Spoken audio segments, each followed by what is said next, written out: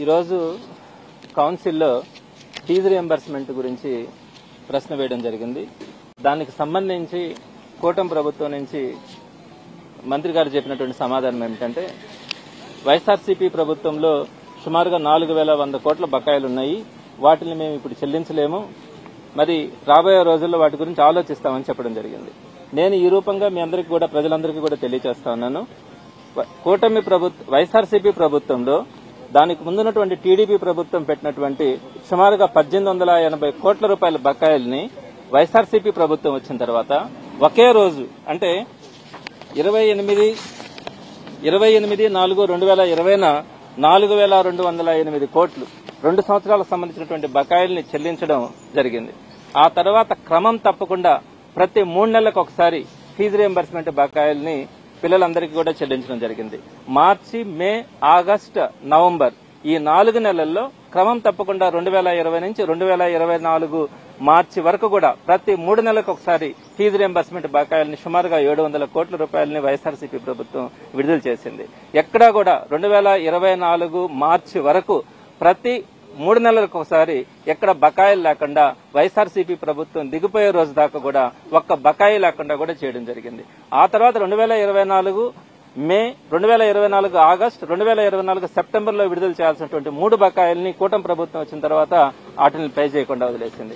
ఆ తర్వాత 2024-25 సంవత్సరంలో 4 క్వార్టర్స్ ఉంటే 3 క్వార్టర్స్ ఇంకా పెండింగ్ లో ఉన్నాయి. అంటే సుమారుగా 6 క్వార్టర్స్ అంటే 4200 కోట్ల రూపాయలు తెలుగుదేశం ప్రభుత్వం వచ్చిన తర్వాత ఈ 4200 కోట్ల రూపాయలు బకాయిలు ఉన్నాయి. నేను లోపల కూడా చెప్పాను, వైఎస్ఆర్సీపీ ప్రభుత్వం 4100 కోట్ల రూపాయలు పెండింగ్ బకాయిలు ఉన్నాయంటే నేను చెప్పాను, ఏదైతే వైఎస్ఆర్సీపీ ప్రభుత్వం ఒక షెడ్యూల్ ఇచ్చిందో ప్రతి 3 నెలలకు ఒకసారి ఫీజు రియంబర్స్మెంట్ చెల్లిస్తామని చెప్పి ఆ చెల్లింపుల్లో భాగంగా ఒక్క చెల్లింపు కూడా బ్యాలెన్స్ లేకుండా వైఎస్ఆర్సీపీ ప్రభుత్వం చెల్లించింది. మరి ఈ రోజు సుమారుగా ఆ 4200 కోట్ల రూపాయలతో పాటు పీజీ స్టూడెంట్స్ కి వీళ్ళు మేనిఫెస్టోలోనే పెట్టారు, మేము ఫీజు రియంబర్స్మెంట్ చెల్లిస్తామని. ఆ పీజీ పిల్లలు అందరూ కూడా సుమారుగా 50,000 మంది పిల్లలు లాస్ట్ ఇయర్ పీజీలో చేరారు, వీళ్ళు ఫీజు రియంబర్స్మెంట్ ఇస్తారని చెప్పి. దానికి సంబంధించి ఆ 50,000 మంది పిల్లలకి ఫీజు రియంబర్స్మెంట్ ఇవ్వాల. అదేవిధంగా ఈ సంవత్సరం సుమారుగా 3.5 లక్షల మంది సర్టిఫికేట్స్ తీసుకోవాల్సి వస్తే వాళ్ళకి సంబంధించి 6 క్వార్టర్స్ బకాయిలు ఉన్నాయి కాబట్టి వారందరూ కూడా సర్టిఫికేట్స్ తీసుకునే పరిస్థితి ఈ రోజు కనిపించట్లా. మరి ఆ 6.5 లక్షల మంది పిల్లలు ఈ రోజు ఫీజు రియంబర్స్మెంట్ లేక సర్టిఫికేట్స్ తీసుకోలేక ఉన్నత చదువులకు దూరమయ్యే పరిస్థితి ఉంది.